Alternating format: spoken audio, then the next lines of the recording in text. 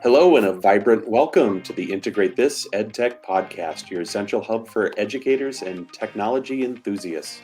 I'm Jeremy Mikla alongside my co-host David Berner. Together, we're embarking on an exciting journey through the world of technology and education. Join us as we explore and dissect the latest and greatest in EdTech tools and strategies, empowering you to create engaging tech-forward classrooms. Ready to embark on a journey of digital discovery? Let's dive into the innovation wave together. In our last episode, we unveiled some lesser-known features of Google Chrome that caught many by surprise. Be sure to check out that episode and more on our YouTube channel. This week, Jeremy and I are taking the wheel with Google Drive, uncovering ways to maximize its potential in your education toolkit. We're always on the lookout for your insights and tips, so don't hesitate to share them in the comments section. Remember to join our vibrant community by subscribing, liking our videos, and staying tuned for an ongoing series of tech wonders. Looking ahead, David and I are excited to share that we'll be presenting at several key events in the near future, including the TIE Conference in Sioux Falls, South Dakota, scheduled for April 15th and 16th, right along with tax season, by the way. In addition to that, we'll also be walking around at the ISTE conference in Denver in June. If you're organizing events or looking for presenters on cutting-edge EdTech topics, we'd love to hear from you. Reach out through our social media links found in the show description. Let's connect and transform the educational landscape together. All right, so we're going to begin looking at Drive and just more from an organizational standpoint. I know Jeremy is going to cover some other aspects that are really interesting and fun to play around with. But what I wanted to do is kind of show what you can do with folder creations and just looking at how to tag certain folders or documents so that they go into like your starred section, for when you're organizing it, or even adding shortcuts, more particularly if there's something in, say, a shared drive that you would like to have easy access to through your own drive. Adding shortcuts can be very helpful with that. And then just moving things around. One thing you'll notice right away about my personal drive is that I've got a ton of folders. That's just what works best for me.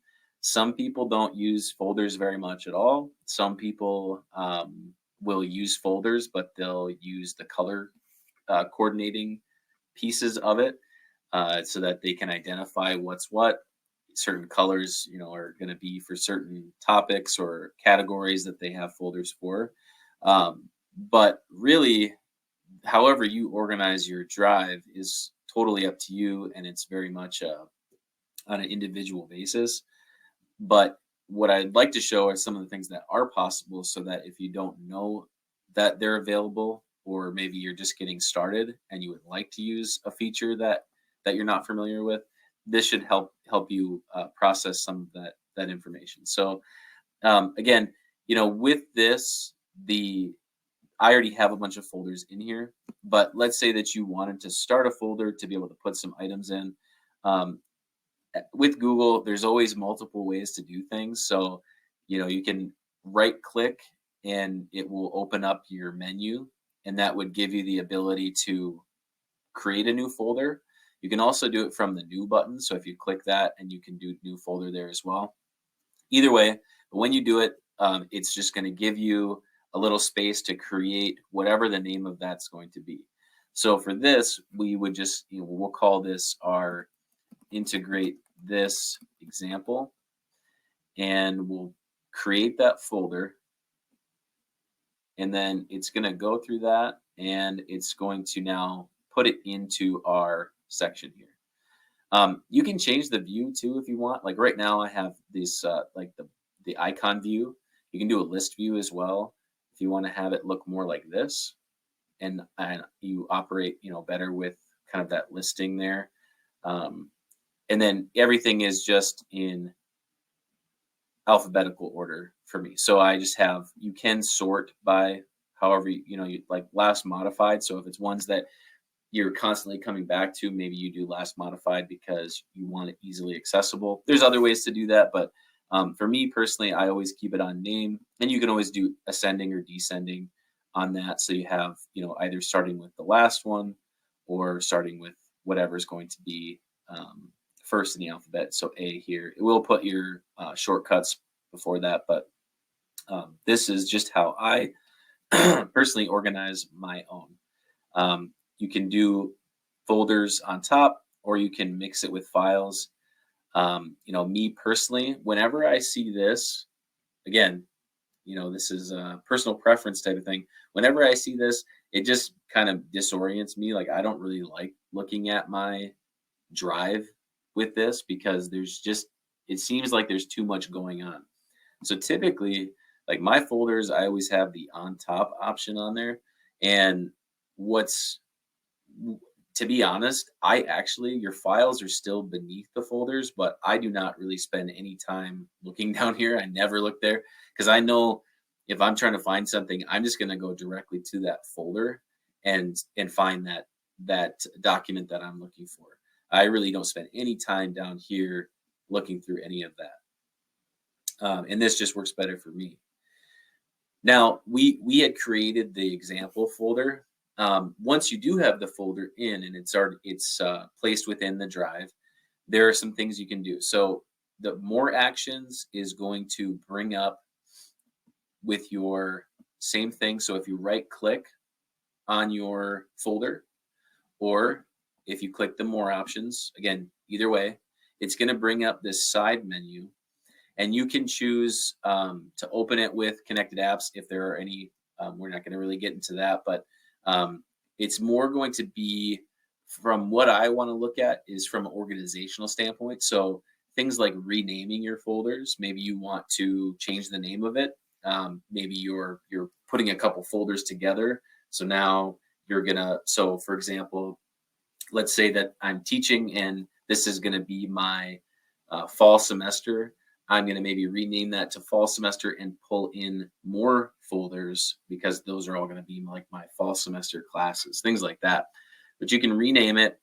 You can also share it. So if you want to add a collaborator to that, you can. You just click the share, and then you're able to add in, like for this one in particular, I would probably type in Jeremy and I would add Jeremy to this so that he can edit the folder as well.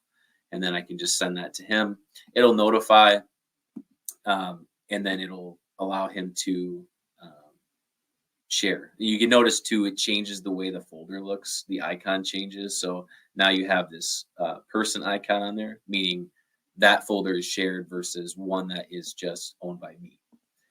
The other thing you can do is if you hover over organize, this is where you can get into more like nuanced things of your particular folders. So like all of my folders, with the exception of that download one over here, and because it's a shortcut, all of mine I just leave gray. I mean, I'm not huge on the color coding thing, but you might be. You might want to have like anything that's related to integrate this. Maybe I want to change that to blue. We both have blue in our company logos, so maybe I change it to that. And you can see there then that icon is now a blue folder as opposed to a gray folder. So depending on how many folders you have and what you're using them for, you're going to find ways that work for you to organize based on color. But here's a whole bunch of options for you in that regard. And then just above that, you have a few other things. You can add to starred. And so what you'll notice is that this is kind of like favoriting your documents. You can do it with documents or folders, either way. But then over here on the left-hand side, there's this starred tab.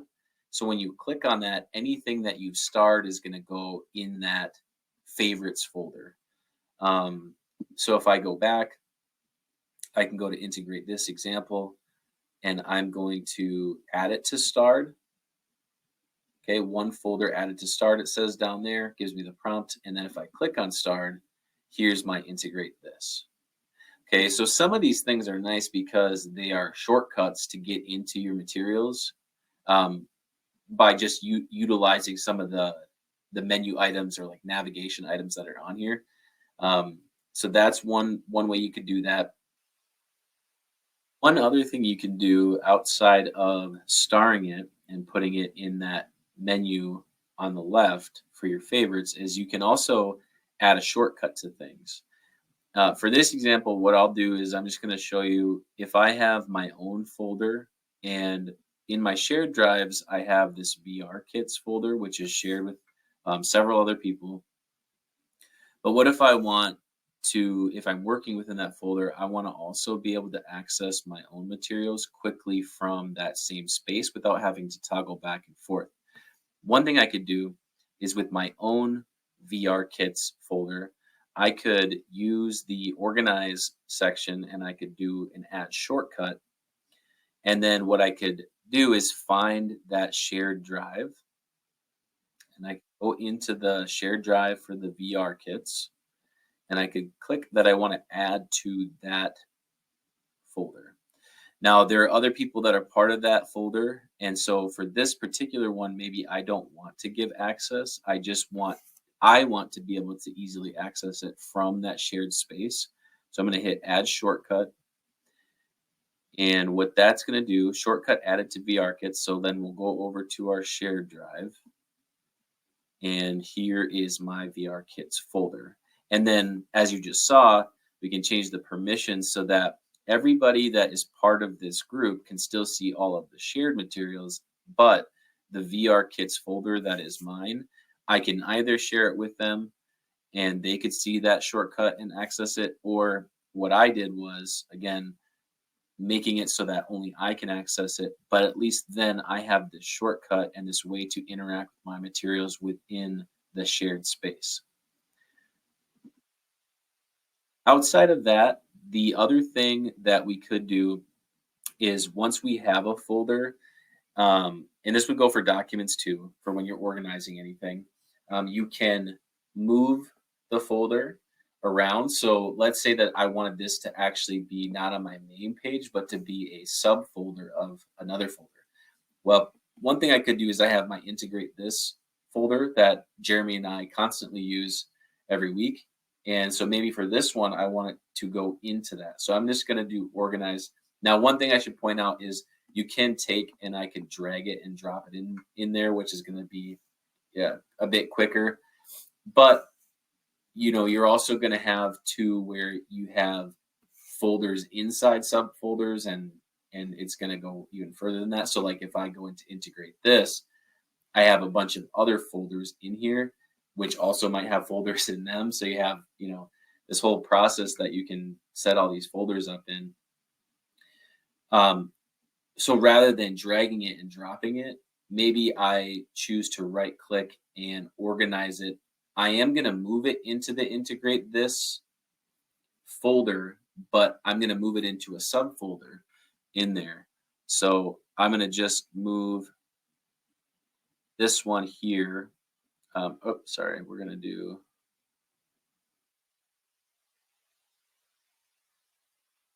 go to my drive here, and I need to find that folder.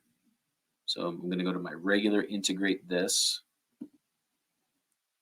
And then let's say I want to put it in my miscellaneous here. Click move there, move. And then now it's within my integrate this folder, miscellaneous, and there it is right there. Okay. Then the last thing you can do too is if you are completely done with something, you can look at the details of that folder if you want to, if that interests you. But let's say I'm completely done. I don't want this folder any longer. I'm going to move that folder to the trash.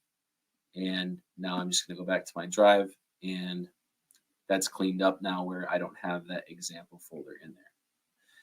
So you can make folders. You can do all sorts of fun color coding with them. You can make subfolders in those folders. You can make subfolders in your subfolders. It's kind of like Inception, like a dream within a dream within a dream type of thing. You can do that. So, but again, it goes back to however you want to organize your own materials. That's going to be what works best for you, but hopefully you find some things that could be useful if you haven't tried them yet. Awesome, well done. So, David, I got to admit though that I'm probably that person you're talking about when you view my Google Drive. It's going to kind of drive you crazy because I'm not the best at organizing my drive into folders and things like that. I could probably learn a thing or two from all that stuff that you just went over, and I promise, I'll make it my New Year's resolution to try to do better. Um, but invariably, like most resolutions, I probably have good intentions for the first couple of weeks, and then it slowly starts to regress back to the old ways. You know what I mean? Yeah, yeah. This way just works better for me. I mean, I just have so many different things, and I feel like I need to always be putting them in something. So, um, but on your side, I mean, you've got a really good way for your if everything isn't in folders, you have what you're going to cover, which is a way to search for things, Hey, right? that's yeah, exactly. And so that's what I'm going to spend a little bit of time here going over is how do I find things in my drives if your organization patterns are a little bit more like mine, or maybe a better word would be a disorganization pattern. So when I go to my drive, right, and you get there and like David showed that you can put your folders on top, or you can use the icon view or the list view. For whatever reason, I tend to default back to the list view more than the icon view. I don't know why. It's just how I get used to seeing things. But typically, and you can see I do actually have folders. I can't say that I use them at all, but they're there. I typically default when I'm in my Google Drive to going to the recent because that seems to be the things that I'm most likely looking for anyway. So that's the first tip that I have is to use your recents, especially if it's something that you've been working on in the close proximity of times or where you're at. But sometimes I have difficulty still finding things that are there. And so I've gotten used to just using the search bar and I'll type in a word like safer because I did some safer internet day stuff. And hey, I find a few things that I might be looking for. And maybe this is the folder that I'm actually looking for right there. And it's right there. And now I can see the stuff that's inside there. Right. That's one thing that I sometimes do. But sometimes when you just type safer, it doesn't give you the one that you're looking for. So if you then just return those results, it's going to give you everything that's in there that relates to that term safer. And there's different ways to sort that in that search. You can oftentimes what I find it by is the last modified. And if you click that topic, that name on the top of the topics there, it'll toggle it back and forth between the most recent and the oldest ones that are there. Okay. Not always can I find everything that I'm looking for because, I'm disorganized using this search term here. But if I were to type the word, for example, safer up here, and I know it's going to be something that I'm looking for, and I want to hit this advanced search or this, I call it a filter button, and I can then filter my search that has the word safer in it. And I can go by type or I can go by owner. I can go by if I know it's located in a folder in a shared drive somewhere, I can look there, as well as when did I last work on this particular item? Because sometimes I use things like maybe once a year, and if it's the same time every year, I know that then I can search for the same rough month period just 1 year prior. But I oftentimes go back to this one by type.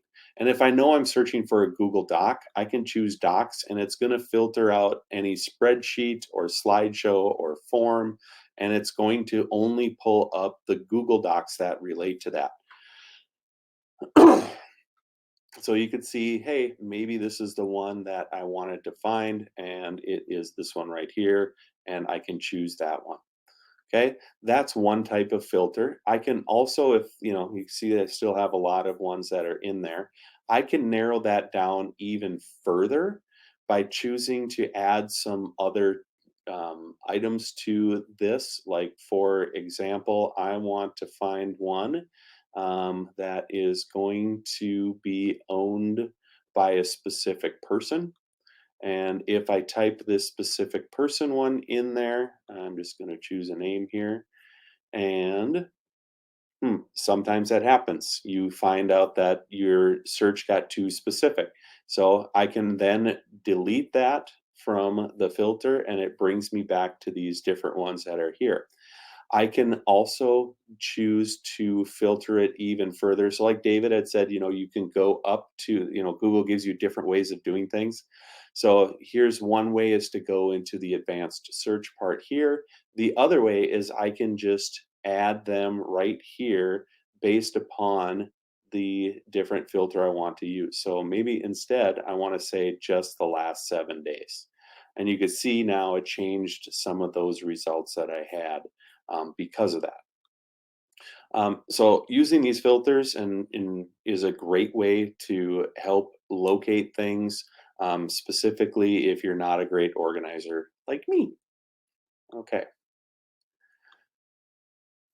Well, the other Google Drive feature here that we want to share with you here is called Workspaces. Workspaces is a relatively new addition to Google Drive, and maybe you haven't even noticed that it's been over there in that left side panel of your drive. So I'm going to open up Workspaces here. And what Workspaces will do is it will pull together for you the different documents of no matter what type they are that you want to create a workspace for because when you're working on them, you're tending to go back and forth between those same types of documents. So you can see that I created a couple of them here. I have one for presentations that I have coming up, and you can see that I have some different examples of what those are. And I just added those items into that workspace. And I had another one here for some Safer Internet Day resources that I was also working on. But to create a workspace is really pretty simple. You go up and you hit the Create Workspace button. I have some stuff coming up for a project on PBIS.